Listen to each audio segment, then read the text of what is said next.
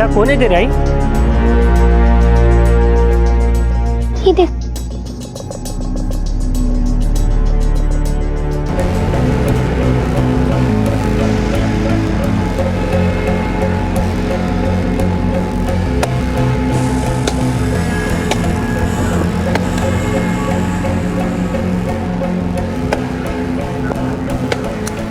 Uncle, मुझे मेरी आई से मिलना है। कौन हो तुम और कहाँ से आई हो? तुमसे किसने कहा तुम्हारी आई यहाँ रहती है? मैं पिंकी हूँ, पनाला से आई हूँ। ये देखो।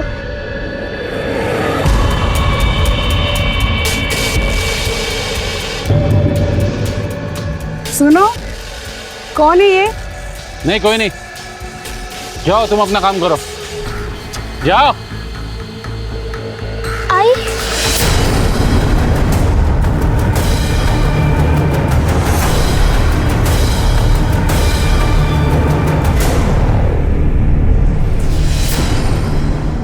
ईश्वर की दी हुई सौगातों में से एक है रिश्ते, जो हमें जन्म से मिलते हैं, जिन्हें हम चुनते नहीं।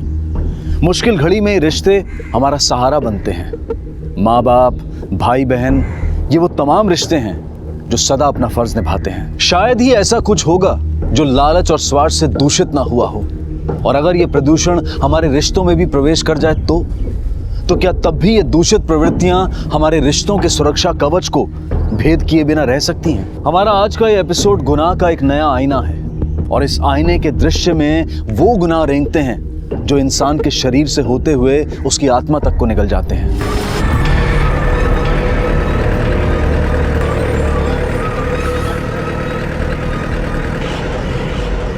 अंकल, हम आई के पास जा रहे हैं ना? हाँ बेटा, तुझे तेरी आई के पास ही छोड़ेंगे। हाँ, फिक्र मत कर।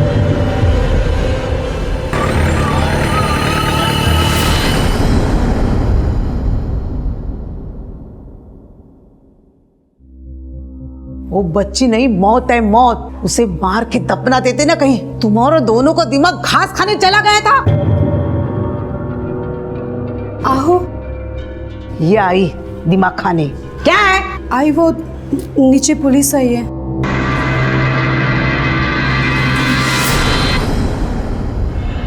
श्वेता दलवी ओळखता? हाँ साहब, वो बहन है मेरी। कल वो यहाँ आई थी? हाँ आई थी साहब। हाँ, लेकिन वो कल के कल ही वापस चली गई। हाँ। कहाँ गई? अपने ससुराल। वो यहाँ से तो निकली थी, लेकिन वहाँ पहुंची नहीं। उसके पति अरुण दलवी ने मिसिंग कंप्लेंट दर्ज की है। पहुंची नहीं? भाई मुझे कुछ गड़बड़ लग रही है। मतलब जब वो यहाँ आई थी तो बहुत रो रही थी। आई देखो ना, माँ बेटे ने मार मार के क्या हाल कर दिया है मेरा। आई बात बात पर हाथ चलाते, डंडा झूठा जो दिखा बस। आई मुझे इन लोगों से बचा लो। ये लोग मुझे मार डालेंगे। मुझे बचा लो। चुप बेटा, रोते नहीं बेटा, चुप हो जा। आई बस कर। आई सांप जानवर की तरह मारा था उसको, फिर भी हम लोगों ने समझाया कि ऐसे घर छोड़ के नहीं आते। हम बात करेंगे अरुण और उसके आई के साथ। सांप बहुत मारा था उसको। बहुत डरी हुई थी वो, बहुत रोए जा रही थी। हमने समझाया तो अपने घर के लिए निकल गई।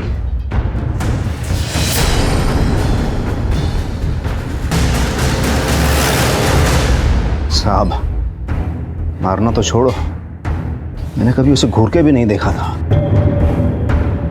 बहुत प्यार करता था मैं श्वेता से, हमारे बीच में कोई प्रॉब्लम नहीं था। अरुण बहुत अच्छा आदमी है साहब, कभी उसकी बीवी के साथ उसकी खटपट नहीं हुई। एक बात तो श्वेता भी मानती थी, उसको अच्छा पति मिला।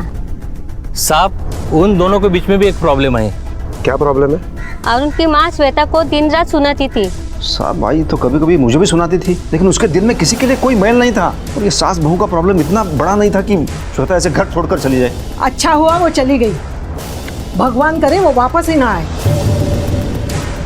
ऐसी क्या दुश्मनी थी उससे कि हमदर्दी की जगह नफरत थी? मेरा तो हंसता खेलता परिवार बर्बाद हो गया उसकी वजह से।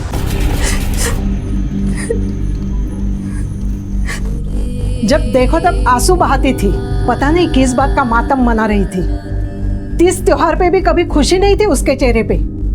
कितनी बार मैंने उसे बेडरूम के बाहर रोते हुए देखा है। आपने कभी ये जानने की कोशिश नहीं की कि प्रॉब्लम क्या है? बच्चे को जन्म नहीं दे सकती थी ना, इसलिए शायद रोती होगी। मुझे पता है साहब, वो मां नहीं बन सकती। क्या? मैं जानती हूँ आपको सदमा पहुंचा है, आपके साथ धोखा हुआ है, पर मुझे माफ कीजिए। मैं झूठ बोल के अपना रिश्ता आगे नहीं बढ़ा सकती। आपका जो भी फैसला होगा वो मुझे मंजूर है। अगर आप मुझे छोड़ना चाहे तो। सुन के ऐसी खोपड़ी खसक गई थी मेरी, मन किया कि, लेकिन बाद में मुझे लगा कि श्वेता मुझसे सब कुछ छिपा भी सकती थी, लेकिन उसने मुझे सब कुछ सच बता दिया और उसकी यही बात मुझे बहुत अच्छी लगी थी साहब। मैंने उसके ये सच के साथ एडजस्ट कर लिया और सोचा कि बाद में आई को भी मना लूंगा। साहब, मैं श्वेता से बहुत प्यार करता हूँ, प्लीज उसे ढूंढ निकालिए प्लीज। सर, अगर अरुण सच बोल रहा है तो इसका मतलब है श्वेता झूठ बोल रही है। यही पता लगाना है कि श्वेता झूठ बोल रही है या उसके आड़ में उसके मैके वाले। सर, ताज्जुब की बात यह है कि श्वेता के मोबाइल का लास्ट लोकेशन ये जयसिंहपुर और सांगली के बीच में दिखाई दे रहा है। जयसिंहपुर और सांगली के बीच में मतलब ससुराल और मैके के बीच में। मतलब जब श्वेता अपने मैके से ससुराल जा रही होगी तब बीच में उसके साथ कुछ हुआ होगा। हेलो, ओके सर, श्वेता का पता चल गया है।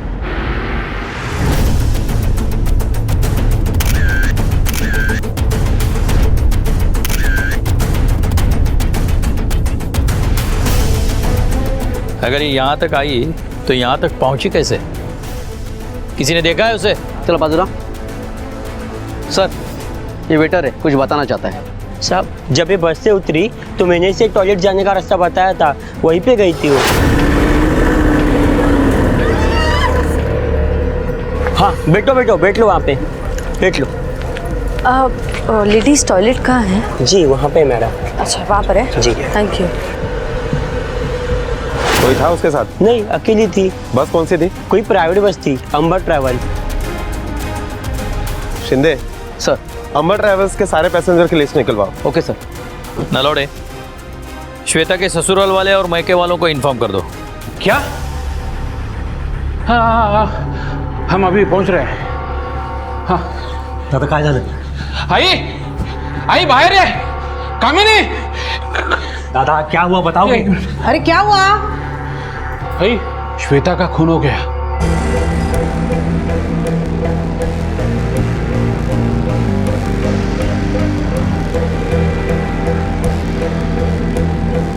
अच्छा हुआ, नरक जैसी जिंदगी से छुटकारा मिला उसे।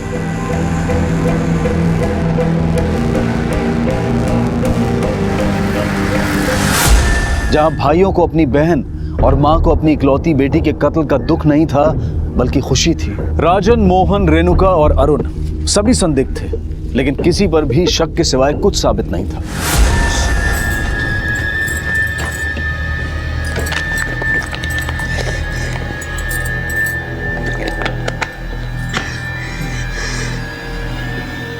नीच लोग, किसी भी चीज की शर्म नहीं आती।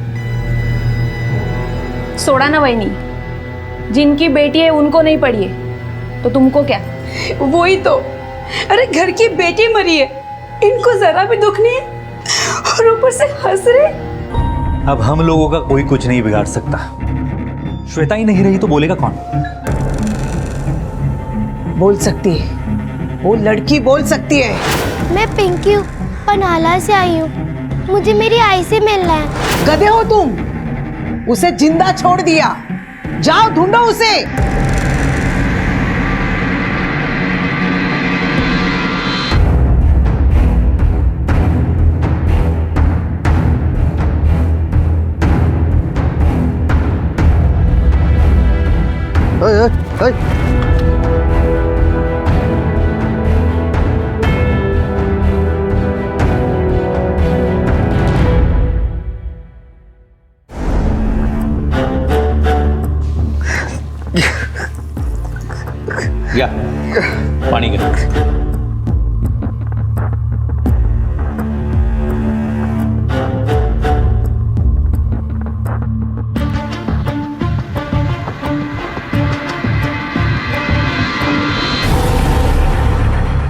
देख कैसे नाटक कर रहा है। ये रोके किसको दिखाता है? हमारी बहन को मार दिया और अभी यहाँ पे नहीं मारा उसे। ये पुलिस स्टेशन है, हमारा मोहल्ला नहीं। मैं सच कह रहा हूँ साहब, मेरे साथ बहुत खुश थी वो, बल्कि वो महके जा रही थी तो बहुत दुखी लग रही थी। ये क्या, तुम कहीं जा रही हो? हाँ, आई के घर। कल सुबह के बस का टिकट लिया है। ये क्या अचानक प्लान बना लिया? आई का फोन आया था क्या? नहीं, कोई फोन नहीं आया, बस मुझे उनसे कुछ काम है। अच्छा, कोई प्रॉब्लम है क्या? मैं चलूं साथ में? प्रॉब्लम ही तो पता करने जाना है, लेकिन उसके लिए मुझे अकेले जाना होगा। ये बात तूने पहले क्यों नहीं बताई? साहब मुझे लगा इस बात की कोई अहमियत नहीं होगी, मतलब माँ बेटी भाई बहन के बीच के कोई गलतफहमी हो गई हुई है बस। हम लोग के बीच कोई गलतफहमी नहीं थी। साहब झूठ बोल रही है। चुप! ये ऐसी सच्ची झूठी कहानियां यहाँ बहुत लोग बोलते हैं, लेकिन सच हमसे ज्यादा देर छुपता नहीं, समझे? जाओ अब, लेकिन यहां से गांव से बाहर जाना नहीं।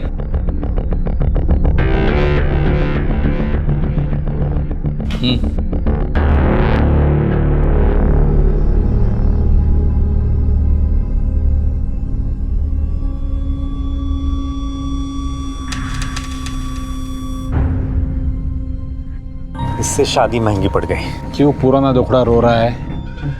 डर मत, पुलिस को हमारे खिलाफ कुछ नहीं मिलेगा। चल। आई का फोन। कुछ बोल मत अभी, चल। हाँ अरे आई तू क्यों टेंशन ले रही है? किसी को कुछ पता नहीं चलेगा। आई किसी को कुछ पता नहीं चलेगा कि वो लड़की अपनी माँ को ढूंढ रही, तू टेंशन मत ले। चल आके बात करते।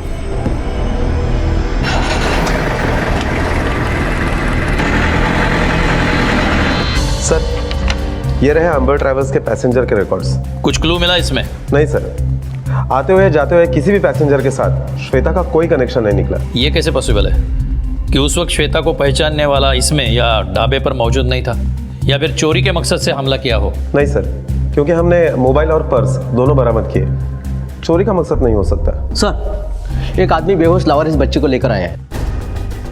नलोड़े, डॉक्टर को बुलाओ। हाँ बेटा, आंखें खोलो, धीरे धीरे आंखें खोलो। वेरी गुड, खोलो। तुम्हारा नाम क्या है बेटा? कहाँ रहती हो? पता याद है? दोबारा आई का नाम लिया या हमारे घर आई तो इधर ही जंगल में गाड़ दूंगा तुझे।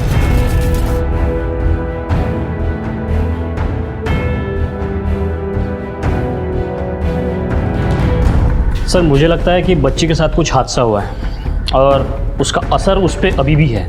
नॉर्मल होने में थोड़ा वक्त तो लगेगा।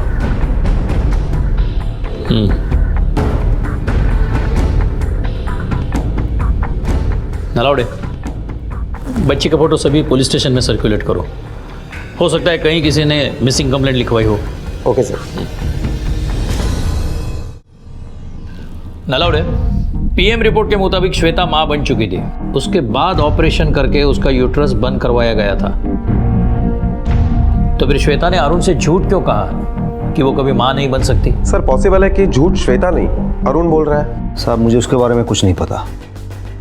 श्वेता ने कहा था कि वो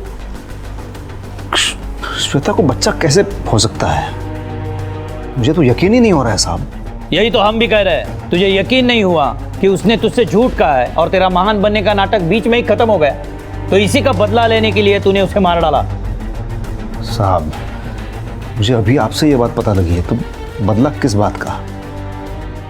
इसका मतलब मेरा शक सही था। मतलब कुछ दिन पहले मैं मंदिर जा रही थी, तभी मैंने देखा।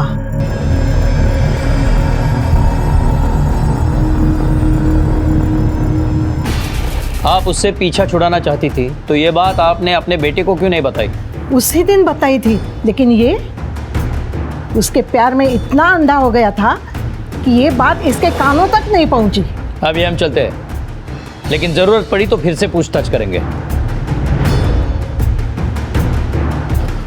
नलाउडे, श्वेता के कॉल रिकॉर्ड्स में एक क्लिनिक का नंबर भी था ना? हाँ सर। वो मेरी पेशेंट थी और पिछले कुछ दिनों से उसका ट्रीटमेंट चल रहा था। अभी 1 हफ्ते पहले ही मैंने उसके वैसेटोमी के ऑपरेशन के बारे में उसे बताया था। उसे तो पता ही नहीं था कि उसका ऑपरेशन हुआ है। पता नहीं था मतलब ये इंस्पेक्टर कि ये ऑपरेशन उसकी मर्जी और जानकारी के बिना हुआ था। क्या? लेकिन उन्होंने मुझसे कहा कि पहली डिलीवरी में कॉम्प्लिकेशंस होने की वजह से मैं कभी मां नहीं बन सकती। मतलब उन्होंने मुझसे झूठ बोला। वो मेरे सवाल का जवाब दिए बिना ही चली गई थी। श्वेता के इस ऑपरेशन के बारे में उसके फैमिली में से किसी के साथ ये बात आपने शेयर की थी? हाँ, उसके हस्बैंड से। मतलब वो यहाँ अपने हस्बैंड के साथ आई थी? जी नहीं, वो अकेली आती थी, लेकिन एक दिन उसके हस्बैंड मेरे क्लिनिक आए थे उसकी डिटेल जानने। हम ऐसी अपने पेशेंट की पर्सनल डिटेल किसी को शेयर नहीं करते, लेकिन जब उन्होंने अपनी और श्वेता की शादी की फ़ोटो दिखाई तब मैंने ये डिटेल्स उनसे शेयर की।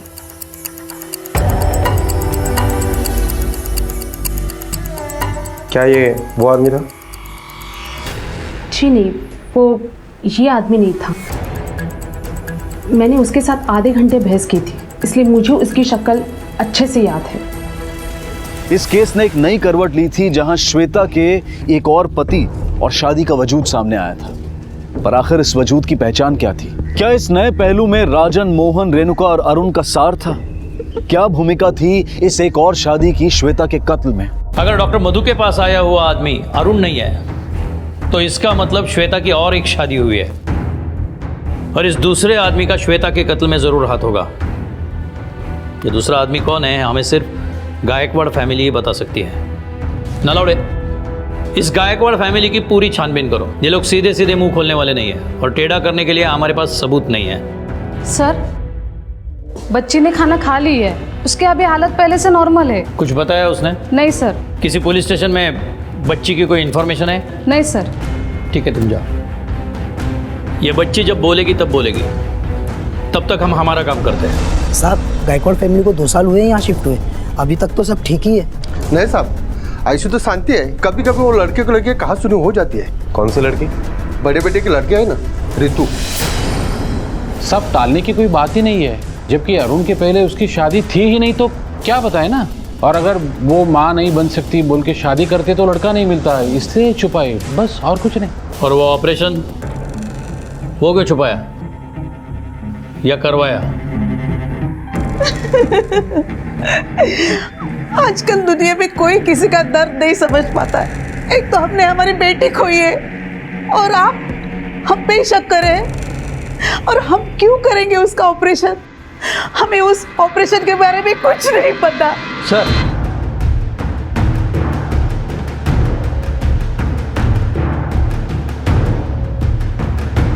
रितु आपकी बेटी है? हाँ साहब। क्यों?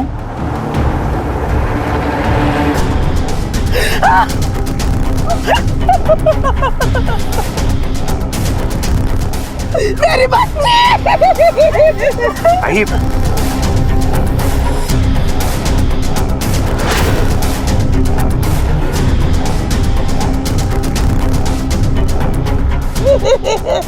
मेरी बच्ची 2-3 दिन पहले मारा है, इसलिए बॉडी सड़ चुकी है।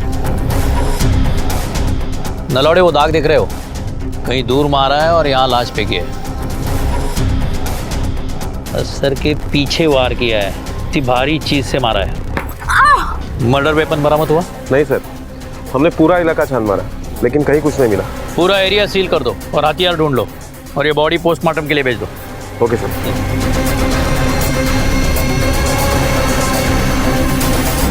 आपकी बेटी 3 दिन से घर नहीं आई और घर में किसी को सूझा नहीं कि इसे ढूंढ लिया जाए। साहब, वो लापता नहीं हुई थी, कॉलेज के टूर पे गई थी किरपुरवाड़ी। हमें क्या पता कोई उसे इतनी बेरे में से। आपको किसी पे शक जो ऐसा कर सकता है? किस पे शक करेंगे? मेरी बेटी तो एकदम सीधी थी, बस अपने काम से मतलब रखती थी। आजकल की लड़कियों की तरह वो पता नहीं साहब, किसी की नजर लग गई हमारे घर में। पहली बेटी मर गई, अब पोती मर गई, वो भी ऐसी हालत। आपने अपनी बेटी को आखिरी बार कब देखा? 3 दिन पहले। जब वो टूर पर गई थी। आपके उसके साथ संबंध कैसे थे? वैसे जैसे हर माँ बेटी के होते। अच्छा, किसी से खास दोस्ती थी रितु की? नहीं साहब, मेरी रितु ऐसी नहीं थी। तो आपको क्या लगता है क्या वजह हो सकती है उसके कत्ल की? यही तो समझ नहीं आ रहा कि क्या वजह हो सकती है। सर ये बात आपको कुछ अजीब नहीं लगी कि एक ही घर की दो बेटियों का कत्ल हो गया? ये इत्तेफाक नहीं हो सकता। ये दोनों मर्डर्स एक दूसरे की कड़ी है और ये गायकवाड़ फैमिली कुछ ज़्यादा ही स्मार्ट प्ले कर रही है। नलोड, एक काम करो, रितु के कॉलेज में जाओ और ये टूर वाली बात कितनी सच है इसका पता करो। Okay sir.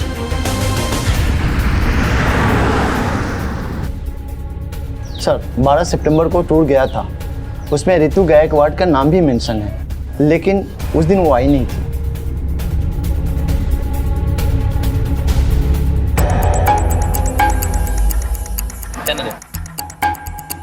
सर वो टूर के लिए निकली तो थी लेकिन पहुंची नहीं। इसका मतलब है इसी बीच उसका खून हो चुका था। पोस्टमार्टम रिपोर्ट के मुताबिक खून 12 तारीख को 7 से 8 बजे के बीच में हुआ है।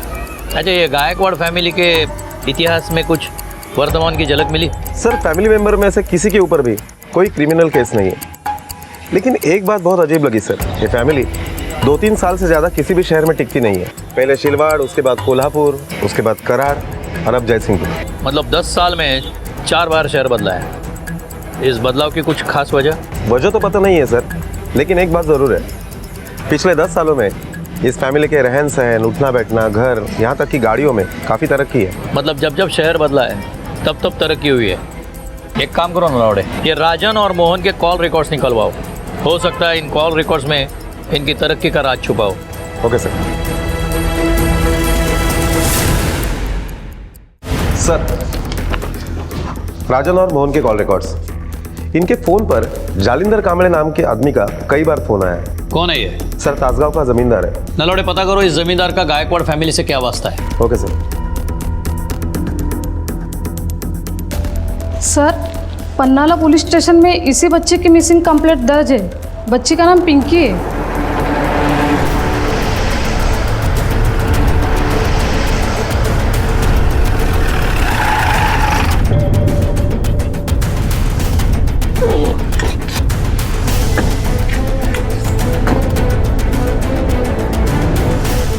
पिंकी, बाबा, पिंकी बच्चा मेरा,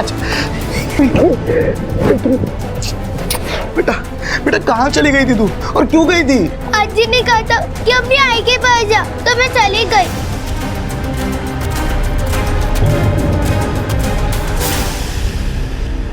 हाँ कहा था, अगर मेरे बस में होता तो मैं कब का इसे भगा देती। आपको इस बच्ची से इतनी नफरत क्यों है? नफरत इससे नहीं, इसकी माँ से है। अपने भाइयों के साथ मिलकर इसने मेरे बेटे को फंसाया है, उससे शादी की, उसके बाद उसे तलाक दे दिया और इस मुसीबत को हमारे गले डाल दिया। जिस औरत की वजह से मेरे बेटे ने 10 साल तक शादी नहीं की, उसकी औलाद को मैं अपने घर में कैसे रख सकती हूँ? क्या नाम है उस औरत का? श्वेता गायकवाड़। साहब तब झूठ बोला था, श्वेता की एक शादी हुई थी। तुम्हारे बहन का खून हुआ है, इसका मतलब समझते हो तुम? साहब हम डर गए थे और शादी आज की थोड़ी ना 10 साल पुरानी थी। हाँ, इसलिए लगा नहीं कि ये बात बताने जैसी है। ये बात कैसी है अब हम तुम्हें बताएंगे, वो भी जल्दी। आखिर क्या वजह थी कि एक माँ अपनी बेटी के लिए इंसाफ की मांग नहीं कर रही थी और एक भाई जो रक्षा की कसम खाता है अपने फर्ज से पल्ला झाड़ रहा था? या फिर यूं कहें कि इसके पीछे कोई लालच या स्वार्थ था। लेकिन राजेश की वजह से एक बात तो सिद्ध हो गई थी कि डॉक्टर का बयान गलत नहीं था। श्वेता का वाकई एक और पति था और जिसके पास उसके कत्ल का मकसद भी था। यही मकसद अरुण का श्वेता के अतीत को लेकर हो सकता था। जायज नाजायज, दृश्य अदृश्य मकसद के दायरे में श्वेता की माँ और भाई भी थे। सर 10 साल से मैंने श्वेता की शक्ल तक नहीं देखी, आप मुझे ऐसे। डॉक्टर यही है ना श्वेता का पति? जी नहीं, वो ये नहीं है। ये नहीं है तो और कौन है? सर मैं आपको बोल रहा हूँ मैं नहीं था। 10 साल हो गए गायकवाड़ फैमिली मेरी कुंडली में नाक बन के बैठी हुई है। सर पहले तो बेवकूफ बना के वो पैसे हट लिए उन्होंने और अब ऐसे फंसा रहे हैं। कौन से पैसे? सर 2004 में मेरी और श्वेता की शादी हुई थी और हमारे बीच कोई प्रॉब्लम नहीं थी सर, सब कुछ बहुत अच्छा चल रहा था। फिर वो प्रेग्नेंट हुई और अपनी पहली डिलीवरी के लिए अपने मायके चली गई। सर फिर एक दिन अचानक उसके भाई मेरे घर आए और क्या भाव?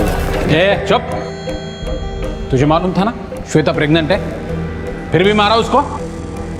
मारा? ये मत समझ कि वो अकेली है, उसके भाई है उसके साथ। ये क्या बकवास कर रहे हैं आप लोग? किसने कहा आपसे ये सब? चल रहे नाटक मत कर, मैंने खुद देखे हैं श्वेता के मार के निशान, कितना रोती है वो, मालूम है? लगता है ये हाथ की बात समझेगा। अरे हाथ क्यों चलाना, कानून है ना। अब तू देख घरेलू हिंसा के मामले में कैसे सारी जिंदगी तू जेल में चक्की पीसेगा। अगर जेल जाने से बचना चाहता है ना तो 10 लाख रुपए दे और खत्म कर। सर 10 लाख देने के बाद श्वेता ने मुझे तलाक दे दिया। फिर जब पिंकी पैदा हुई तो दोनों भाई उसे मेरे पास छोड़ गए, ये बोलकर कि वो मेरी जिम्मेदारी है। और सर मैंने भी अपनी बच्ची को पूरे दिल से एक्सेप्ट किया। फिर आज तक किसी चीज की कमी नहीं होने दी मैंने उसे। क्या कमी होने नहीं दी? 2 वक्त का खाना तक नहीं दिया। वो होती ना तो बताती आपको, वो घर उसके लिए नरक था। और पैसा तो बहन की जिंदगी बनाने के लिए था ना साहब, उसकी दूसरी शादी भी तो करनी थी। और उस राजेश ने आपको ये नहीं बताया कि हमने एलिमनी का 1 रुपया तक नहीं लिया, उल्टा झूठी कहानी बता रहा है वो। सच बोलने की बात आप लोगों के मुंह से अच्छी नहीं लगती। डॉक्टर ने कहा है कि जो आदमी उसे मिलने आया था वो ना तो अरुण था ना राजेश, तो ये तीसरा आदमी कौन था?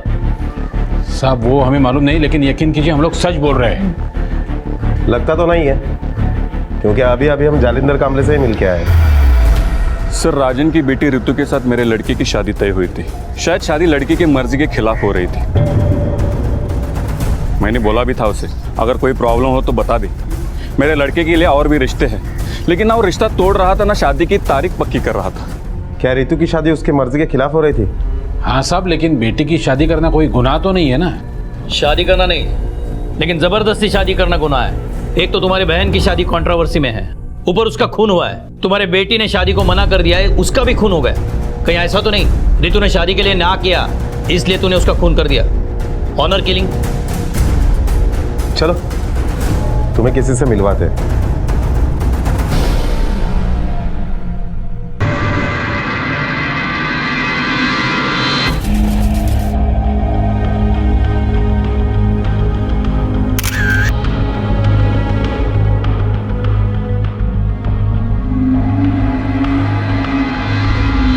साहब यही है वो, इसने ही मारा मेरी बेटी को। नहीं साहब, हम दोनों एक दूसरे से बहुत प्यार करते थे, हम तो शादी भी करने वाले थे साहब, लेकिन यही हमारे शादी के खिलाफ थे। बोल।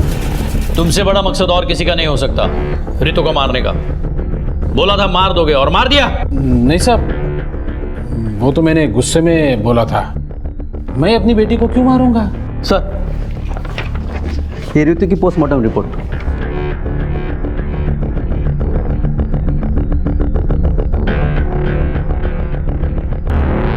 अपने पूरे करियर में कत्ल का ऐसा हथियार पहली बार सुना मैंने। हाँ सर, रिपोर्ट पढ़ने के बाद मुझे भी बहुत अजीब लगा, लेकिन ऋतु के सिर पर मंदिर के घंटी से ही वार किया गया है। सर मंदिर के मान्यता के मुताबिक ऋतु ने देवी माता के दर्शन करने के बाद मंदिर के पीछे जाकर माथा टेका होगा और कातिल ने उसी मौके का फायदा उठाया होगा और उसके बाद कातिल ने बड़ी सफाई से मंदिर की घंटी को साफ करके जगह पर रख दिया। लेकिन उसकी इस चालाकी को फॉरेंसिक रिपोर्ट ने मात दे दी, जो उसने सोचा भी नहीं होगा। और सर हथियार से भी ज्यादा चौंकाने वाला वो नाम है जिसके फिंगरप्रिंट्स घंटी पर मिले।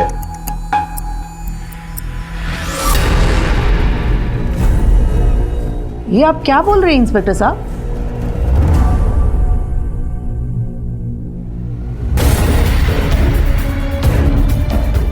चलिए, वजह तो आपको पता होगी। जिस मंदिर की घंटी से ऋतु का कत्ल हुआ है उस पे आपके फिंगरप्रिंट्स है।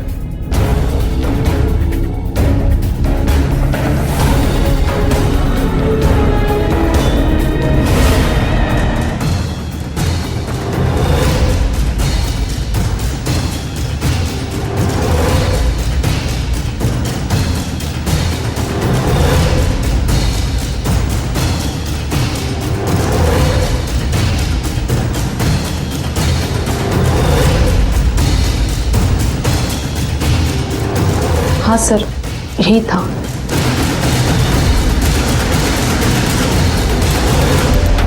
जुर्म तो आपने कबूल कर लिया है, अब वजह भी बता दीजिए। बताइए क्यों मारा आपने ऋतु को? वजह मैं नहीं बता सकती। देखिए हाँ नलौड़े बोलो। सर वो स्केच रेडी हो गया है। एक काम करो, ये गायकवाड़ फैमिली जहाँ जहाँ शिफ्ट हुई है वहाँ के आसपास के लोगों को वो स्केच दिखाओ, कोई ना कोई तो उसे ज़रूर पहचानेगा। Okay sir.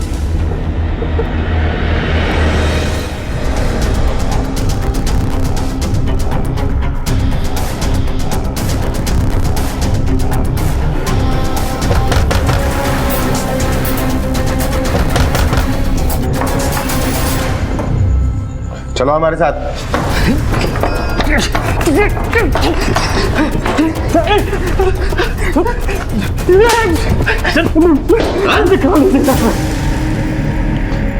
हाँ साहब, मैंने ही मारा था श्वेता को।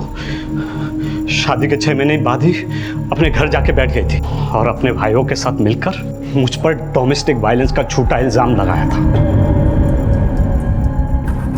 और मुझसे 10 लाख रुपए लूट लिए थे। तभी मैंने सोच लिया था कि मैं इस बेइज्जती का बदला जरूर लूंगा। मेरा घर तोड़कर नया घर बसा कर बैठी है तू, हैं?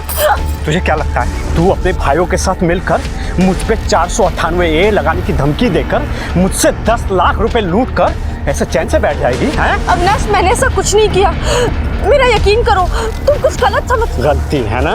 गलती मैंने की है तुझसे शादी कर कर, और वो गलती मैं अब सुधारूंगा तुझसे बदला लेकर। मैंने उसे ढूंढा, उसका पीछा किया, फिर उस पर नजर रखी, और जब डॉक्टर मधु से मुझे उसकी ऑपरेशन और डिलीवरी के बारे में पता चला तब मेरी खोपड़ी और भनक गई थी। उन सब लोगों ने मुझे मिलकर बेवकूफ़ बनाया। मैंने उसके घर पर नज़र रखी हुई थी। जब 11 तारीख को वो जयसिंहपुर निकल गई, जाते वक्त मुझे मौका नहीं मिला, लेकिन आते वक्त मुझे मौका मिल गया।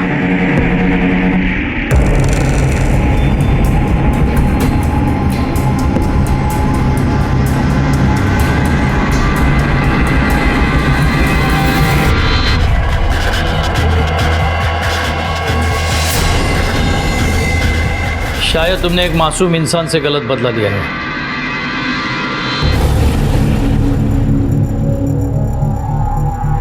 मुझे वो वजह पता चल गई जिस वजह से तुमने अपने बेटी को मार दिया। मारती नहीं तो क्या करती? जब श्वेता की पहली शादी टूटी तो बहुत डर गई थी मैं।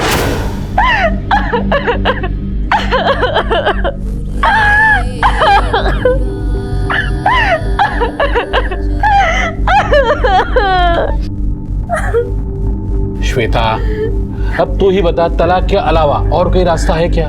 पर भाऊ, मैं कैसे उसे? क्या उसे? तू उसे तलाक नहीं देगी ना तो भी एक दिन तुझे छोड़ देगा वो।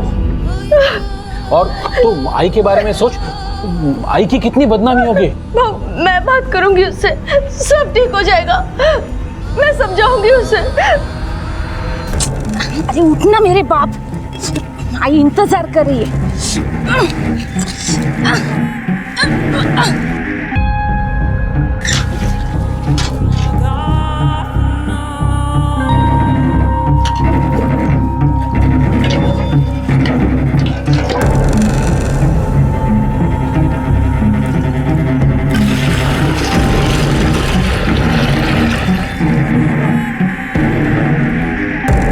समझाएगी उस नीच आदमी को तू? और सिर्फ अपने बारे में नहीं, आई के बारे में सोच। हाँ? हम तीनों को उसने संभाला है, कितनी मेहनत से घर खड़ा किया है। बदनामी हो गई ना तो मर जाएगी वो।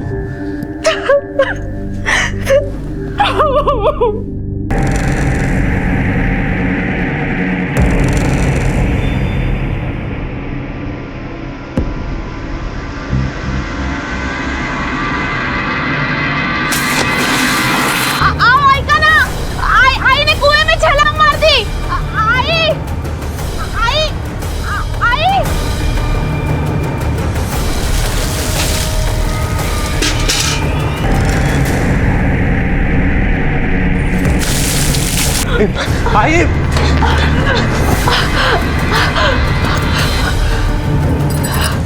हे देवा, मेरे नसीब की सदा मेरी आई को मत देना।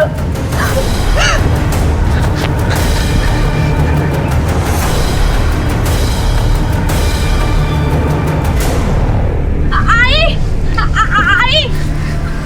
आई, आई, आई, क्या हुआ आई को? भगवान का शुक्र है कि मुझे तैरना आता है। कितनी मुश्किल से आई को बचाया पता है। जैसे आई अब जीना ही नहीं चाहती। आई आई आई आई तो बोलती ना तो मैं उसे तलाक दे दूंगी, पर तुम मरने के बारे में सोचना भी मत। आई आंखें खोल।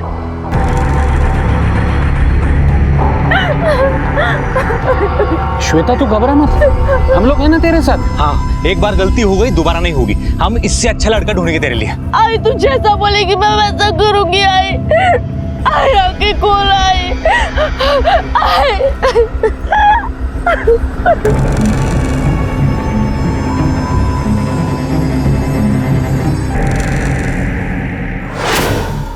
उसके बाद एक पे एक शादी, फिर तलाक। उसके सगी माँ और भाइयों ने उसे पैसा कमाने की मशीन बना दिया था। फिर उसे झूठ बोला कि उसका बच्चा मर गया है और उसे बिना बताए उसका ऑपरेशन करवा दिया ताकि दूसरी शादी तोड़ने के लिए बच्चा अड़चन न बने। और फिर एक दिन जब श्वेता को पता चला, तुम लोगों ने तो नीच होने की सारी हदें ही पार कर दी। तुम लोगों की वजह से अब मैं कभी मां नहीं बन पाऊंगी। लेकिन कोई बात नहीं, मुझे खुशी है कि मुझे अरुण जैसा प्यार करने वाला पति मिला। लेकिन अगर आइंदा से किसी ने मेरे घर की तरफ देखने की भी कोशिश की तो मैं ये भूल जाऊंगी कि तुम दोनों मेरे सगे भाई और आप मेरी माँ हो। मैं सीधा पुलिस के पास जाऊंगी। याद रखना तुम सब। ये क्या पागल है क्या? क्या समझाएंगे अब इसको? जाने दे रही, 30 की हो गई। अगर शादी तोड़ी ना उसने तो हमें बिठा के खिलाना पड़ेगा। तेरी रीतू है ना, वो अब अपना फर्ज निभाएगी। हाँ माँ, लेकिन वो अभी बहुत छोटी है। इसकी उम्र तक तो रीतू की 7-8 शादियां हो सकती है।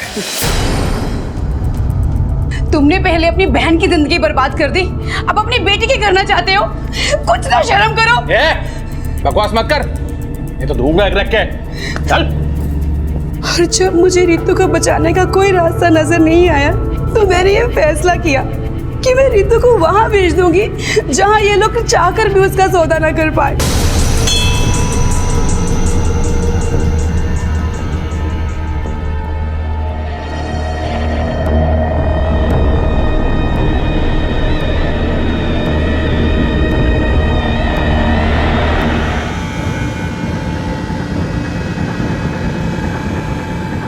इन हाथों से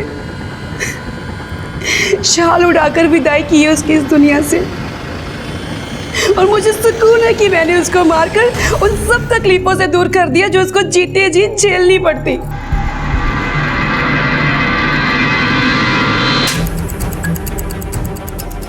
चार शादियां, वो भी पेट पालने के नाम पे, अय्याशी के लिए। किसी एक की बलि चढ़ाने से बेहतर होता तुम दोनों मुस्तंडे कुछ जिम्मेदारी उठाते। कामचोरी और लालच को मजबूरी का नाम देते हो। बिठा सबको गाड़ी में, उठ, ले जाओ। अरे छोड़ो। अरे असुरक्षा अगर घर में ही पैदा होने लगे तो इंसान करे तो क्या करे। यहाँ राजन, मोहन और रेणुका जैसे उदाहरण भी हैं जो सिर्फ सांसारिक सुखों के लिए, मेहनत से बचने के लिए अपनी औलाद तक की बलि चढ़ा सकते हैं। अविनाश को श्वेता और नीलम को ऋतु की हत्या के लिए सजा हुई और राजन, मोहन और रेणुका को श्वेता की जबरदस्ती शादियों, झूठे 498A केस और जबरन वसूली के लिए गिरफ्तार किया गया। बहुत बारीक फर्क है किसी की सहायता करने में और किसी के द्वारा इस्तेमाल होने में, लेकिन इस फर्क को समझना बेहद जरूरी है, क्योंकि अगर हमने ये फर्क नहीं समझा तो सामने वाला हमें सिर्फ जरूरत के सामान जितनी अहमियत देगा। समंदर की सतह पर अगर कोई हलचल ना नजर आए तो ये समझने की गलती नहीं करनी चाहिए कि समंदर शांत है। उस शांत सतह के नीचे कई बेचैन लहरें और कई बड़े तूफान छिपे हो सकते हैं। जिंदगी की फितरत भी ठीक ऐसी ही होती है और उसे देखने का हमारा नजरिया भी। कई बार रोजमर्रा की सतही जिंदगी जीने में हम इतने मसरूफ हो जाते हैं कि उन उठती लहरों की तरफ हमारा ध्यान ही नहीं जाता जो कल किसी तूफान में बदल सकती हैं। समंदर में आए तूफान की वजह कुदरत होती है, लेकिन जिंदगी में आए तूफान का कारण हम खुद होते हैं। गलत फैसले या फैसलों को लेने में देरी, गलत परिस्थितियों का या गलत शख्स का सामना करने की बजाय उसे अनदेखा करना, ये वो सारी वजहें होती हैं जो जुर्म के लिए जमीन तैयार करती हैं। और ऐसी ही जमीन पर उगे जुर्म की कहानी आज हम आपको दिखाएंगे, जो है मुंबई की रहने वाली स्वाति बाबूराव जंगम की।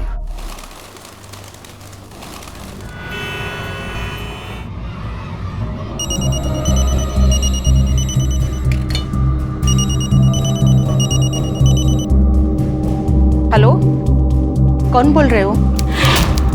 मैं सिया के स्कूल से बोल रही हूँ। छुट्टी हुए काफी देर हो चुकी है, लेकिन सिया की मम्मी अभी तक उसे लेने नहीं आई। ऐसे कैसे हो सकता है? अब सुबह तो वो बोल कर गई थी कि मैं लौटते वक्त सिया को भी साथ में लेकर आऊंगी। मैं काफी टाइम से उन्हें फोन लगा रही हूँ, लेकिन उनका फोन भी नहीं लग रहा है। अब चिंता मत कीजिए, मैं खुद आती हूँ उसके लेने। उसे रोक के रखना। बस आइए मैम।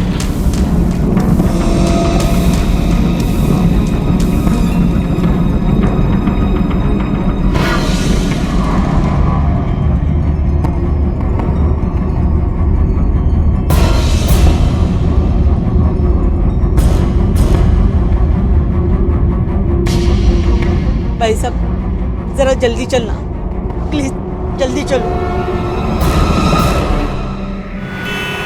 काय झालं राणी, उदास की हूँ? डब्यात कांदे पोहे दिले होते, पूरा खत्म किया ना? आज आप इतना लेट क्यों आए आजी? सब चले गए थे, मैं अकेले बची थी। और आपको पता है ना कि मुझे अकेले में कितना डर लगता है। हाँ गुड़िया, आइंदा ऐसी गलती नहीं होगी। टाइम पे आ जाऊंगी। लेकिन आज आप क्यों आए लेने? मम्मा क्यों नहीं आई? मम्मा को थोड़ा काम था इसलिए मम्मा नहीं आई। हाँ मैं आई हूँ ना, चल कल से मम्मा आएगी। हाँ आंटी, मैंने आपको बोला था ना कि स्वाति मैम तो सुबह से ही नहीं आई। घर से तो यही बताकर निकली थी कि वो काम पर जा रही है, पर नहीं आई। तो कहाँ गई होगी? क्या हुआ आजी, कुछ हुआ है क्या? नहीं कुछ नहीं, चल बेटा। स्वाति बिटिया को देखा? नहीं देखा। किसी इमारत की नींव सरकने का इमारत पर जो असर होता है, ठीक वैसा ही हाल होता है उस परिवार का जिसका मुखिया, जिसका कर्ता धर्ता कहीं चला जाता है या गायब हो जाता है। स्वाति की आई और उसकी मासूम बेटी सिया के साथ भी ऐसा ही हो रहा था। अपनी माँ के लौट आने का इंतजार करती सिया का इंतजार खत्म होने का नाम ही नहीं ले रहा था। और उसकी आई की तमाम कोशिशों के बाद भी ये सवाल ज्यों का त्यों अपनी जगह बरकरार था कि आखिर स्वाति थी कहाँ।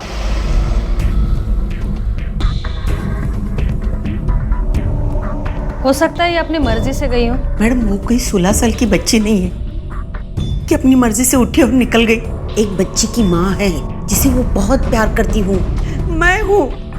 वो हमें छोड़कर कहीं नहीं जा सकती। और कौन कौन है आपके परिवार में? बस हम 3 हैं, मैं, स्वाति और उसकी बच्ची सिया। और बच्ची के पिता? नहीं है। ठीक है, हम तहकीकात शुरू करते हैं, खबर मिलती है आपको बता देंगे। रिपोर्ट के हिसाब से उसकी मोबाइल की आखिरी लोकेशन नवीन मार्केट की है। वो 11 बजे तक वहीं थी, उसके बाद उसका फ़ोन स्विच ऑफ हो गया, जो अब तक ऑन नहीं हुआ है। चलो देखते हैं मार्केट में क्या मिलता है। सकाराम, गाड़ी काट।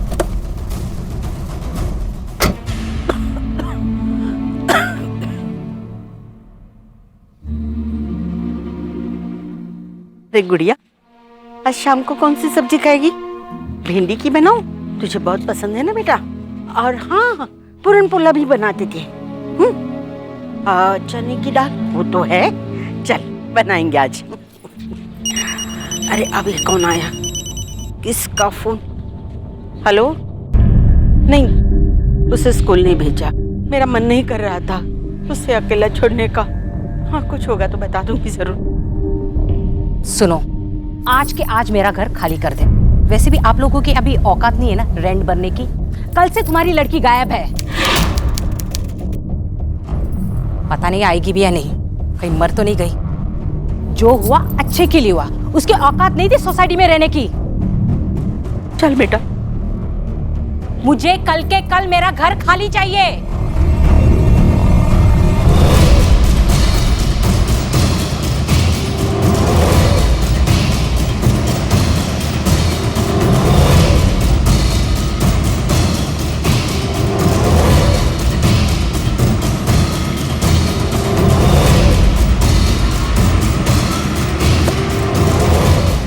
अनुज, ये मोबाइल की लोकेशन तो मार्केट की दिखा रहे थे, लेकिन मार्केट में ऐसा कोई नहीं था जिसने उसे देखा हो। और मार्केट भी कुछ खास बड़ा तो नहीं था। उसके पार्लर का एड्रेस है हमारे पास, वहाँ जाके देखें। चलो। पहले आप मुझे बताओ कि सब लोग मम्मा के बारे में इतना बुरा बुरा क्यों कहते हैं? नहीं बच्चा, ऐसा नहीं बोलते। तेरी मम्मा बहुत अच्छी है। लगता है तेरी मम्मी आ गई। 1 मिनट बेटा।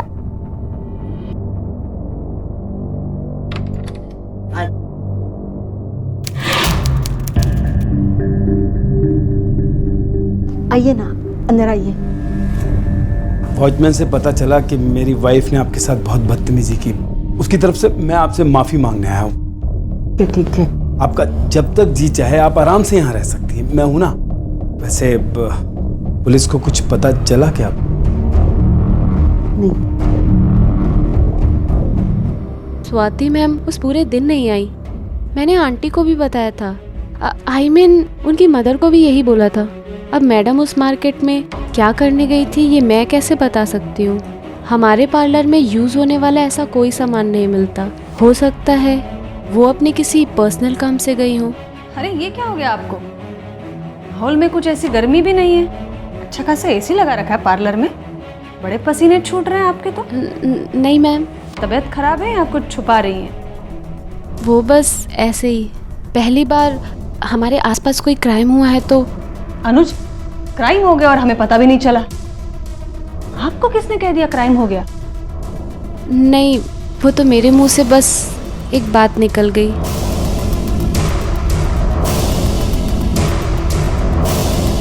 नजर रखो इस पर। ओ मैडम।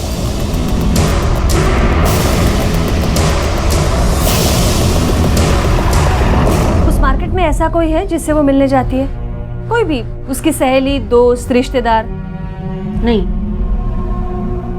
वहाँ कोई उसका पहचान वाला नहीं है और पता नहीं। देखिए, हमें ऐसा लग रहा है आप हमसे कुछ छुपा रही हैं। देखिए, आप वाकई अगर चाहती हैं कि आपकी बेटी को हम आपके पास ले आए ढूंढकर, तो प्लीज़ पूरा सच बताइए।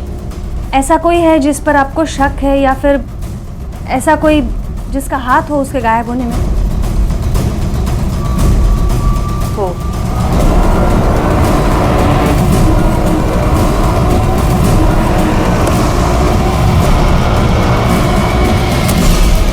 के बारे में मुझसे क्या पूछ रही हो? मेरा कुछ लेना देना नहीं उसके साथ। कमाल है सुरेश पाटिल, पति हो तुम उसके। नहीं, मान लिया कि सेपरेट हो गए हो, लेकिन लीगली डिवोर्स तो नहीं मिला है, तो कानून के नजर में तो पति हुए। अब पत्नी के बारे में पति को नहीं पूछेंगे तो और किसे पूछेंगे, है ना?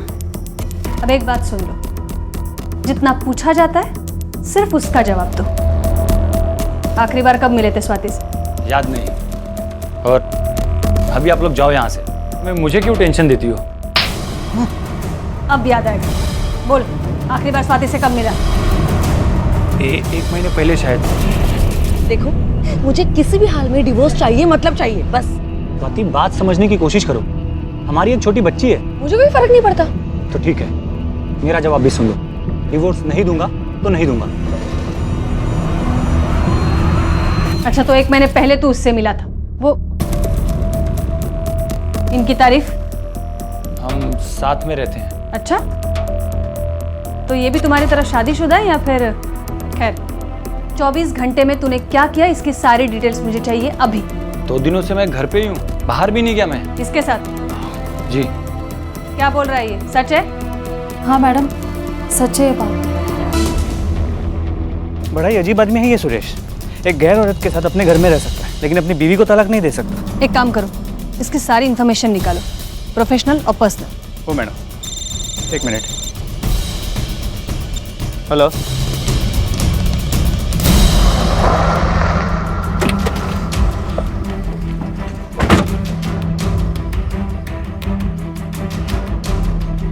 बोलो। मैम, उस दिन मैं गेट छोड़कर कहीं नहीं गया था। दोपहर तक यहीं बैठा था और स्वाति मैडम बिल्डिंग से बाहर निकली ही नहीं। अगर वो निकलती तो मुझे पक्का दिखाई देती। अनुज, पूरी बिल्डिंग छान मारो। ओ मैडम, चल।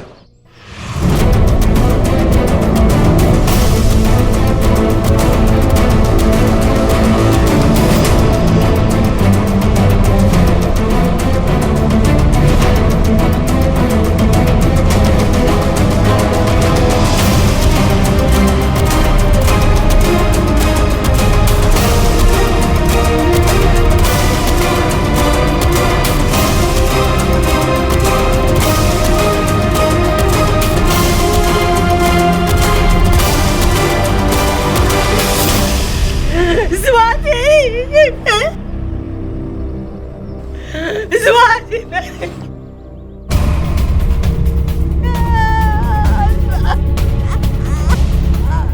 मैडम टेरेस का डोर तो हमेशा खुला ही रहता है, हम लोग लॉक नहीं करते। सोने की चूड़ियाँ, कान की बाली अभी भी है, कपड़ों के साथ भी कोई छेड़छाड़ नहीं हुई, मतलब ना लूट हुई है ना रेप। लेकिन वो मोबाइल और बैग तो गायब है जो वो घर से लेकर निकली थी, वो कौन लेके जा सकता है? ठीक है आप जाइए, हम नीचे आते हैं। चला, हमें गुमराह करने के लिए फोन ले जाना ये बात तो समझ में आती है, लेकिन ये बैग क्यों? उसमें इतना क्या इंपॉर्टेंट हो सकता है? और बाहर से कोई इंसान आकर मारने से पहले या मारने के बाद स्वाति को टेरेस पे ले जाता है और किसी को पता भी नहीं चलता। तो बात कुछ अजीब है। हो सकता है बाहर से कोई आया ही ना हो, बिल्डिंग में रहने वाला कोई हो तो सकता है अनुज, लेकिन दावे के साथ नहीं कह सकते। मर्डरर या मर्डर का मोटिव दोनों या दोनों में से एक स्वाति से जुड़े होने चाहिए। स्वाति मेरी बच्ची। क्या हुआ जी, आप क्यों रो रहे हो? मम्मा कहाँ है? बेटा तेरी आई अभी कभी नहीं आएगी। क्यों नहीं आएंगी? आपने उससे मेरी शिकायत की। अम्मा हमें क्या अच्छे बच्चे बने रहूंगी, आपकी और मम्मा की बात सुनूंगी। करो ना मम्मा को फोन, उनको बोलो ना कि सिया प्रॉमिस कर रही है, उनको बोलो ना। अब मैं कहाँ उसे फोन करूं, कहाँ उसे बुलाऊं? वो भी कभी नहीं आएगी, कभी नहीं आएगी, वो कभी नहीं आएगी। साहब हमारी ड्यूटी 9 बजे से शुरू होती है, हम आते हैं तो रात के पाली वाला जाता है, उस समय थोड़ा इधर उधर हो जाता है वर्दी वगैरह बदलने में, चार्ज लेने में। अगर उस समय कोई अंदर घुस आया हो और बाद में निकला हो तो कह नहीं सकते। यहाँ की सीसीटीवी फुटेज चेक करनी। सीसीटीवी फुटेज तो आपको दिखा देता, लेकिन हमने अभी नया सीसीटीवी लगवाया था तो कुछ प्रॉब्लम थी तो कंपनी उसे वापस ले गई। इस वक्त तो कोई सीसीटीवी है ही नहीं। ये स्वाति मैडम के बारे में ऐसी कोई बात है जो तुम्हें कभी अजीब लगी हो? नहीं, हमें कभी कोई ऐसी बात नहीं लगी। नहीं मैडम, वो तो अच्छी लेडी थी, उनका सोसाइटी में किसी से कोई प्रॉब्लम नहीं था, बट हाँ उनका हस्बैंड अच्छा आदमी नहीं था। अभी 4 दिन पहले ही आया था और सोसाइटी में शराब पीकर हल्ला मचा रहा था। हाथ जोड़ती, प्लीज चले जाओ यार। ये बता मुझे मेरी बच्ची देगी या नहीं देगी? मेरा जवाब आज भी वही होगा जो पहले था। अगर तुम्हें तुम्हारी बेटी चाहिए ना तो पहले 50 लाख का इंतजाम करो, फिर बात करेंगे। तेरे जैसी तुच्ची औरत मैंने आज तक नहीं देखी। पैसों की कितनी बड़ी भूखी है रे तू। 50 लाख ला के दूंगा तुझे। ठीक है आप लोग जा सकते हैं। लेकिन सुरेश ने तो कहा था कि वो स्वाति से आखिरी बार 1 महीने पहले मिला। बोल, आखिरी बार स्वाति से कब मिला? 1 महीने पहले शायद। इन लोगों से वापस पूछताछ करनी पड़ेगी। अनुज एक काम करा, ये स्वाति के आई को कल पुलिस स्टेशन बुलाओ। आज बात करना ठीक नहीं है उनसे, और पोस्टमार्टम रिपोर्ट जल्दी से जल्दी मंगवा लो।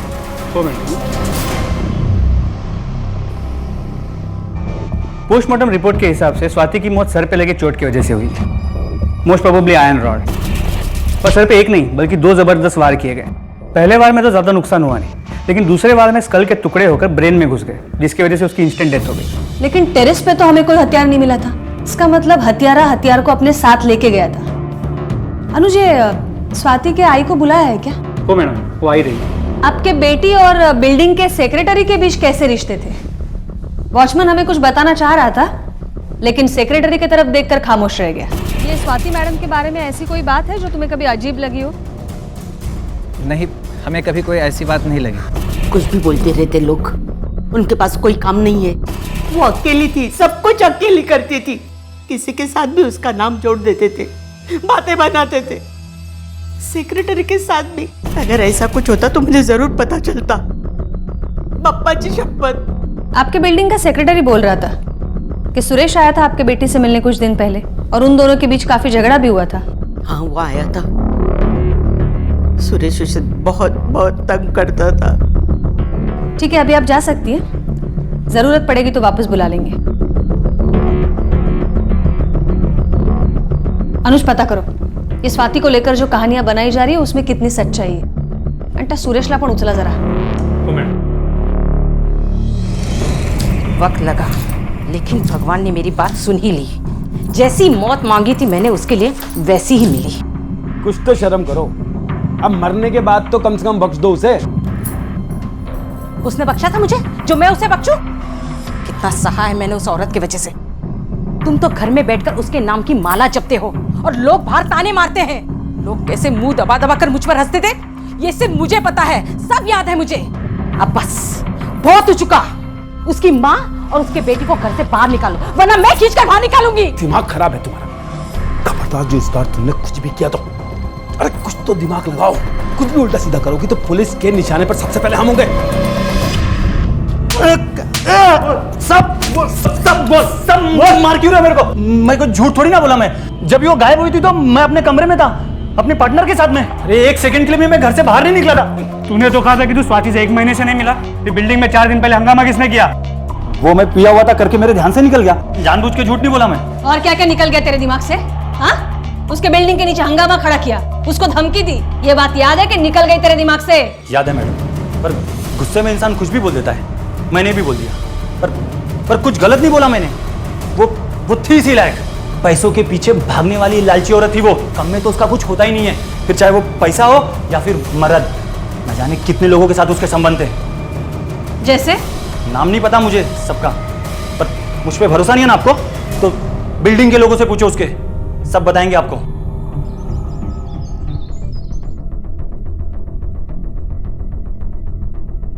बोलिए शर्मा जी, ऐसा भी कोई मुश्किल सवाल नहीं पूछ लिया हमने जो जवाब देने में इतना वक्त लगा रहे आप। नहीं बोलना चाहते तो नहीं बोल दीजिए। मेरा उससे सिर्फ एक ही रिश्ता था, एक किराएदार का और मकान मालिक का, ज्यादा कुछ नहीं। लेकिन ये सोसाइटी वाले कुछ अलग बता रहे हैं। सोसाइटी वालों का क्या है मैडम, जो मुंह में आता है बोल देते हैं। लेकिन मेरी उससे मुलाकात महीने में सिर्फ एक ही बार होती थी, जब वो चेक देने आती थी, बस। पूरी बात बता दो ना, क्यों छुपा रहे हैं? बताओ ना। इनका दिल साफ था, लेकिन उस औरत के मन में दाग था इनको लेकर, इसलिए लोग बातें बनाने लगे थे इन दोनों के बारे में। क्या बोल रही हैं ये? आप कुछ बोलना चाहेंगे? मिस्टर शर्मा ये कुछ और बता रही हैं, आप कुछ बोल नहीं रहे हैं। इससे तो यही लगता है कि स्वाति के लिए सॉफ्ट कॉर्नर था आपके दिल में। क्यों? देखिए, मैं कुछ भी कहूँगा तो आप लोग गलत ही समझेंगे, इसीलिए मैं चुप था। और एक मरी हुई लड़की के बारे में उल्टा सीधा बोलने का क्या मतलब है? इसके अलावा और कोई भी बात नहीं थी मैम। अनुज जी, सुरेश की हिस्ट्री के साथ में उसके कॉल रिकॉर्ड्स और बैंक अकाउंट भी मंगवाओ जरा। ओ मैडम। देखो और क्या क्या मिलता है। Yes ma'am. मैम।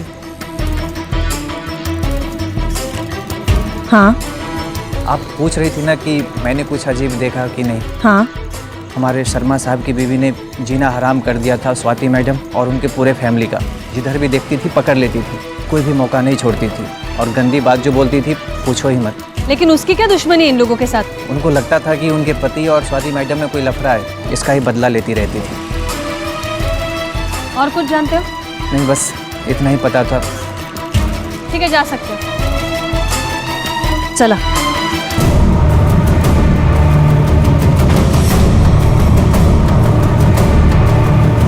आदित्यला उचललं होतं ना तेव्हापासून शांतच येतो। बस मॅडम, शर्मा का बैंक स्टेटमेंट और कॉल रिकॉर्ड्स।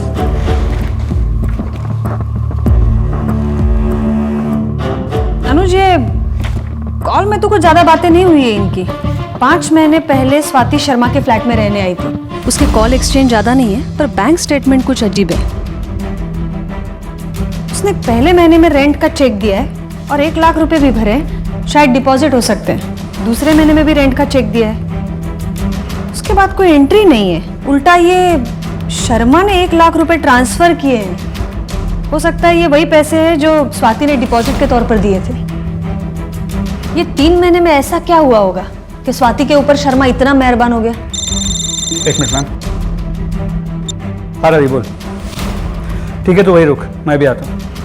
मैम, रवि का फोन था, कुछ इन्फॉर्मेशन है, बुलाया है। ठीक है, तुम रवि से मिलो, तब तक मैं ये बैंक स्टेटमेंट की सच्चाई निकलवाती हूँ। जी मैम। ये क्या कह रही है आप? स्वाति ने 3 महीने का किराया नहीं दिया और डिपॉजिट भी वापस ले लिया। मुझे तो इसके बारे में कुछ भी पता नहीं है। उसने कुछ भी नहीं बताया। सलाम साहब। कहाँ है? वो सामने वाला घर।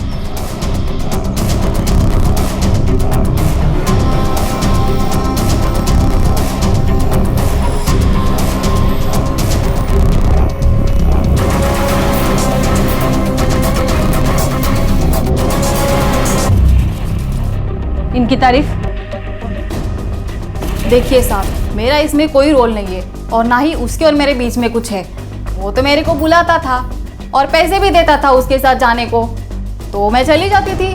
ये तो मेरा धंधा ही है ना साहब। और जिस दिन की आप बात कर रहे हो ना, उस दिन भी बुलाया था उसने मेरे को, फिर घर पे छोड़ के बिठा दिया और फिर बोला तू आज आराम कर और आज मैं तुझे पैसे भी दूंगा बिना मेहनत किए। उस दिन मतलब वो दिन जब स्वाति गायब हुई थी? हाँ साहब, और वो उस दिन अपना मोबाइल फ़ोन भी छोड़ कर गया था। बोला था अगर कोई कॉल आया तो उठा के बोल देना कि वो बाथरूम में है। और साहब उसी ने मेरे को बोला था आपसे झूठ बोलने के लिए, और इसका पैसा भी दिया था उसने मेरे को। कब गया था, कितने बजे, और वो लौटा कितने बजे? वो सुबह मेरे को 9 बजे बुलाया था साहब, और जैसे ही मैं गई वहाँ पे वो निकल गया वहाँ से, यही कुछ 9:30 बजे होंगे। और फिर आया तो दोपहर के 1 बजे तक आया।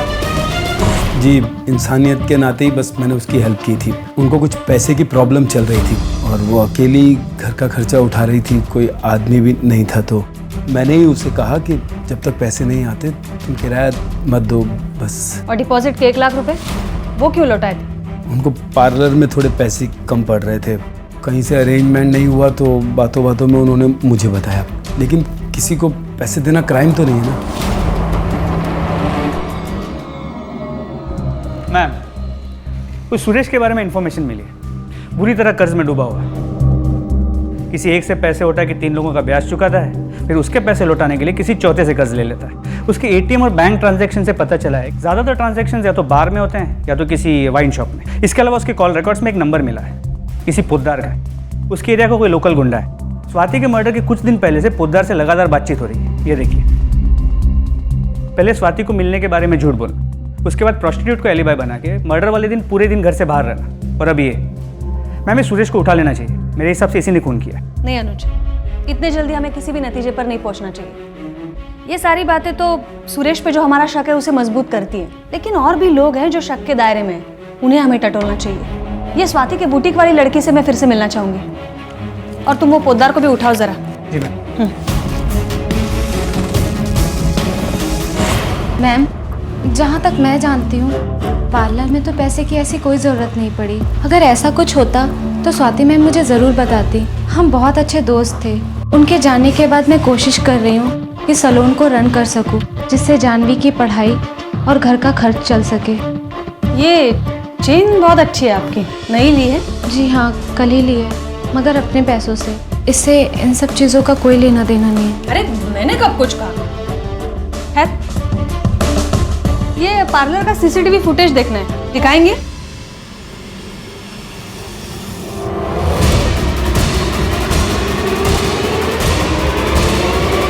रुक! हट!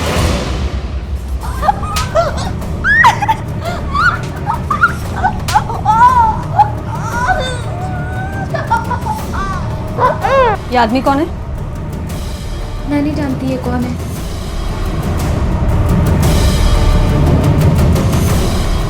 उस दिन से लेकर आज तक की सारी फुटेज डिलीट है। तुमने डिलीट की? नहीं मैम, मैंने नहीं की। मुझे तो ये सब आता भी नहीं। मुझे नहीं पता ये सब किसने किया, और खुदा कसम मैंने ये सब नहीं किया। आप मुझे इन सब चीज़ों में मत फंसाइए। हट बोल रहा हूँ मैं। खबरदार, मेरी बच्ची को हाथ लगाया तो वो मेरी और मेरी बेटी की बच्ची है, तेरा कोई हक नहीं। मेरी बेटी नहीं रही तो क्या हुआ, मैं उसे संभालूंगी, मैं उसे पालूंगी। लेकिन अपनी बेटी के साथ मिलकर उसे पैदा नहीं किया ना, तो क्या हुआ? वो मैंने किया है, इसलिए जितना हक तेरी बेटी का है ना, उतना ही हक मेरा भी उस पे है। देखता हूँ कैसे रुकते मुझे। ये आखिरी मौका है तुम्हारे पास सच बोलने का, और अगर माहौल की जरूरत है तो ये बना देंगी। और वैसे भी इस जगह का उसूल है, चाहे भी तो कोई झूठ नहीं बोल सकता यहाँ। अब आप बोलेंगी या फिर घोर पड़े? मैम, मैं आपको सब सच बता दूंगी। मैं नहीं, कुछ नहीं मैम, प्लीज। मैम, वो स्वाति मैम का हस्बैंड था। वो स्वाति का हस्बैंड कैसे हो सकता है? उसका हस्बैंड तो सुरेश है। दोस्त हो ना तुम उसकी, तो पता नहीं तुम्हें? नहीं मैम, वो स्वाति मैम का हस्बैंड था। स्वाति मैम ने मुझे खुद बताया था। एक बार काम करते करते उनकी फाइल में मैम की और उनके हस्बैंड की फोटो मिली थी, तो मैंने पूछा मैम से ये कौन है? ये मेरे हस्बैंड है। स्वाति मैम के डेथ के बाद भी वो मुझसे मिलने आता था। डेथ नहीं, मर्डर। हाँ वही मर्डर। वो मर्डर के बाद भी मिलने आया था, और उसने बोला कि सीसीटीवी से सारी फुटेज डिलीट कर दो। उसने मुझे 30,000 रुपए भी दिए। उसने बोला और तुमने फुटेज डिलीट कर दिया? और वही पुराना फुटेज क्यों रखा जिसमें वो दिख रहा है? जब आप आए तो मैं वो सारी चीज़ें डिलीट कर रही थी, बस वही एक चीज़ रह गई। आपने बोला कि आपको चेक करना है, बस इसके आगे मुझे कुछ नहीं पता। कौन है, कहाँ से आया, क्या करता है, मुझे कुछ नहीं मालूम।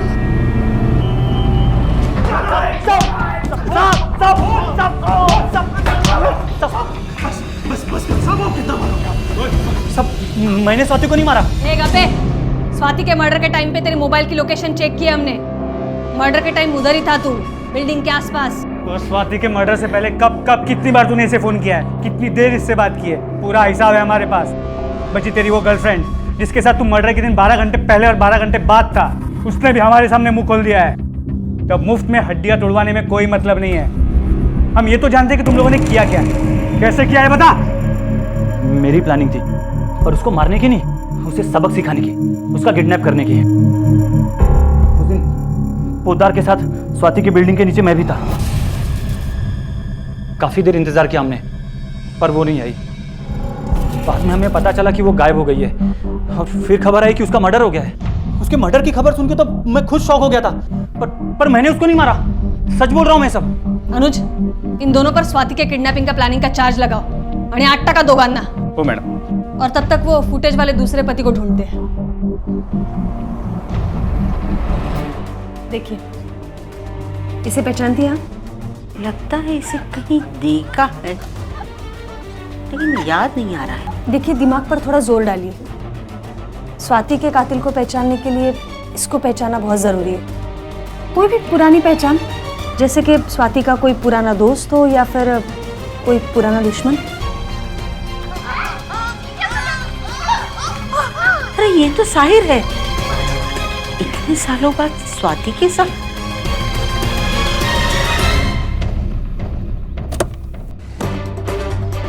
साहिर, चल।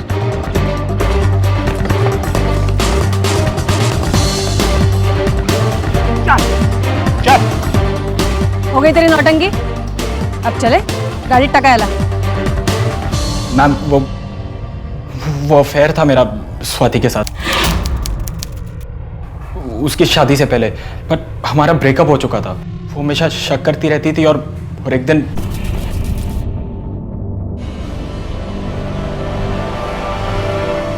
तो ये सब चल रहा है मेरे पीठ पीछे।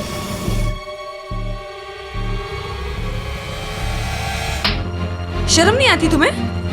अब देखो मैं तुम्हारे साथ क्या करती हूँ। Just wait and watch. मेरी मंगनी हो चुकी थी मैम, पर मैंने सोचा कि शादी से पहले उसके साथ मैं टाइम पास तो कर ही सकता हूँ। लेकिन उसको सब पता चल गया। उसने जाकर सब कुछ मेरी मंगेतर को बता दिया। मेरी मंगनी टूट गई थी मैम, बेइज्जती हुई अलग। तो मैं गया स्वाति के पास, उसके पार्लर पे, उसको सबक सिखाने के लिए। काफ़ी बहस हुई हमारी वहाँ पर, हाथापाई भी हुई थी, पर फिर मैं वहाँ से चला गया। पर जब मैंने न्यूज़पेपर में रिपोर्ट पढ़ी उसके मर्डर के बारे में, तो मैं डर गया मैम। मुझे लगा अगर वो सीसीटीवी फुटेज पुलिस के हाथों में लग गया तो उसके मर्डर का शक तो डेफिनेटली मेरे पे ही जाएगा। इसलिए मैंने रेशमा को पैसे दिए और सीसीटीवी फुटेज डिलीट करने होगा। इसके अलावा मैं कुछ नहीं जानता मैम। मैंने स्वाति को नहीं मारा है। इनफैक्ट उस दिन के बाद मैं कभी भी उसकी बिल्डिंग के या उसके पार्लर के आसपास भी नहीं गया। आप चाहे तो चेक कर सकते हैं। इसे जिंदगी की सच्चाई कहें या ईश्वर का वरदान कि हादसा चाहे कितना भी बड़ा क्यों ना हो, वो कुछ वक्त के लिए जिंदगी की रफ्तार को थाम तो सकता है, लेकिन उसे हमेशा के लिए रोक नहीं सकता। लड़खड़ाते कदमों से ही सही, लेकिन जिंदगी फिर से चलने लगती है। स्वाति की आई और सिया की रुकी हुई सी जिंदगी भी अब चलने लगी थी। अपनी माँ का अपने करीब ना होना सिया को खलता तो जरूर था, लेकिन धीरे धीरे उसे इसकी आदत पड़ने लगी थी। दूसरी तरफ सिया की खातिर आई ने भी उसकी जिम्मेदारी को अपनी जिंदगी मानकर जीना शुरू कर दिया था। स्वाति के लौट आने की आस ने टूटकर एक नया रूप ले लिया था। वो चाहती थी कि स्वाति के कातिल का किसी भी तरह से पता चल जाए और उसे सजा मिले, और उनकी बेटी को इंसाफ। पुलिस भी यही चाहती थी, लेकिन उनके लिए दिल्ली अभी बहुत दूर नजर आ रही थी। जो लोग कभी स्वाति से जुड़े थे, जो उसकी जिंदगी पर रोशनी डाल सकते थे, वो खामोश थे, इस डर से कि कहीं ऐसा करना खुद उन्हें किसी मुसीबत में न डाल दे। और दूसरी तरफ कुछ ऐसे भी लोग थे जो उसकी मौत से बदले हुए हालात का फायदा उठाना चाहते थे।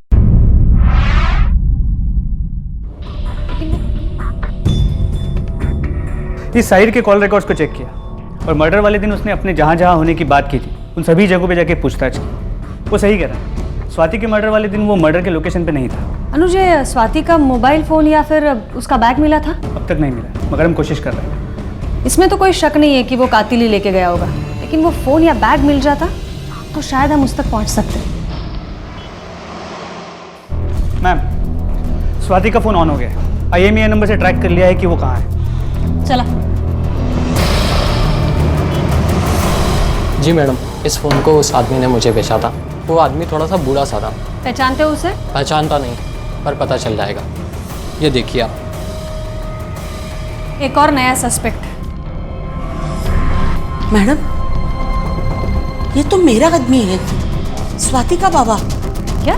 हाँ, मेरा पति बाबूराव जंगम सालों पहले मुझे और स्वाति को छोड़ के चला गया अपने गांव सातारा। फिर कभी मुड़कर नहीं देखा, लेकिन वो किसी का कत्ल नहीं कर सकता, इतनी हिम्मत नहीं है उसमें। बस आता सगळं खरं खरं सांगायचं पटकन। बोल। मैम साहब, स्वाति हर महीने 1000 रुपये मनी ऑर्डर से मुझे भेजती थी। जब 2 महीने से रुपये नहीं आए तो मैं मुंबई चला आया। जब उसके घर पे पहुंचा, वो घर से बाहर निकल रही थी, तिलर आ गले। छत पे जाके बात करने को बोला। मैं छत पे गया मैम साहब, और गुस्से से चीखा चिल्लाया, क्यों तूने 2 महीने से रुपया नहीं भेजा? कितनी तकलीफ हो रही है मुझे। उसने मुझे कड़ी कोटी सुनाई और जाने को बोला तो मुझे गुस्सा आया। मैंने उसका खून नहीं किया, वो मेरा खून है, मेरी बिटिया है। भला मैं अपनी बिटिया को कैसे मार सकता हूँ मैम साहब? जब स्वाति का कत्ल हुआ था तो टेरेस पर तू था। देख, अभी सच सच बोल, वरना तेरे उम्र का लिहाज नहीं करूंगी, समझा? बोल। मैम साहब, वहाँ अकेला नहीं था, तो कोई और भी था। जब मैं सीढ़ियों से नीचे उतरा था, मैंने एक पीला कपड़ा देखा, शायद वो दुपट्टा जा साड़ी का पल्लू हो। कोई तो उसके छुपा हुआ था। कौन था मुझे नहीं मालूम। और कुछ जानता है? मैम साहब, मुझे कुछ याद नहीं है, और मैं सरपट वहाँ से भागा, और स्वाति का जो पर्स था ना, उसमें एक मोबाइल था। मैंने उसे बेचा और बस में बैठ गया वापस सतारा को जाने को। मैम, हमारे साइबर सेल ने इरेज डाटा रिकवर कर लिया स्वाति के फ़ोन से। एक वीडियो भी मिला है, आपको देखना चाहिए।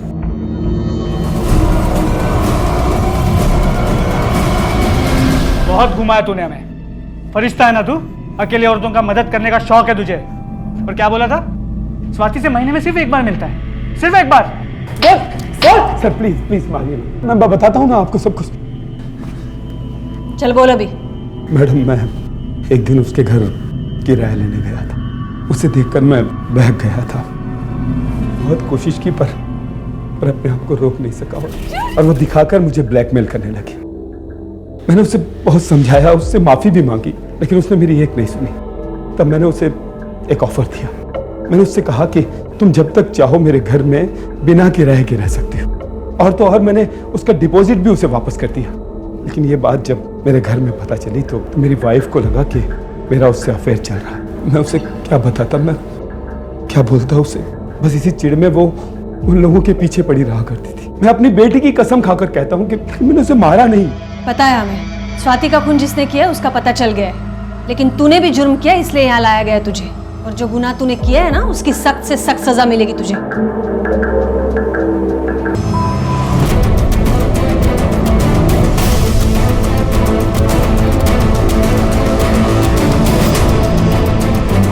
पक गई थी मैं मम्मी पापा के वही रोज रोज के झगड़ों से।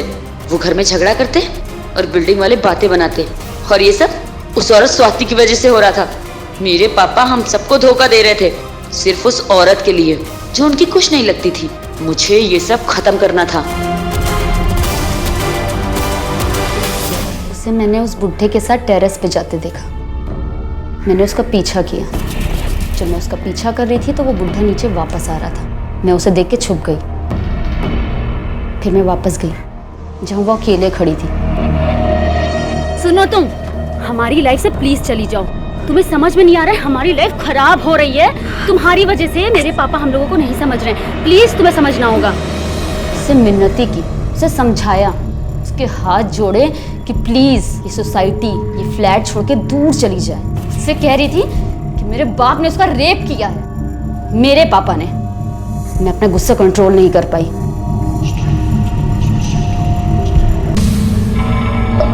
मैं बहुत डर गई थी, मुझे समझ नहीं आ रहा था मैं क्या करूं।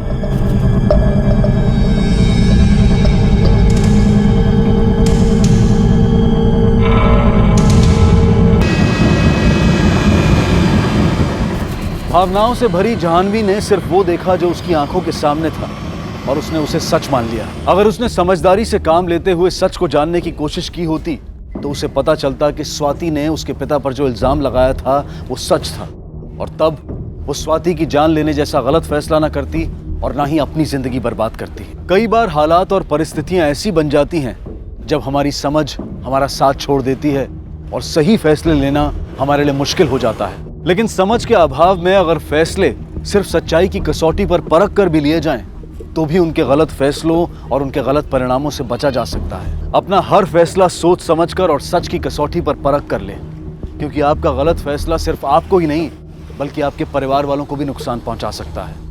अब मैं अनूप सोनी आपसे विदा लेता हूं, फिर मुलाकात होगी अगले एपिसोड में एक और चौंका देने वाले केस के साथ। तब तक अपना और अपने परिवार का ख्याल रखें और देखते रहें क्राइम पेट्रोल डायल 100। सबक एक को सीख हम सबको। जय। क्राइम पेट्रोल्स के और भी दिलचस्प कहानी देखने के लिए हमारे चैनल को सब्सक्राइब करें और बेल आइकॉन दबाना न भूलें।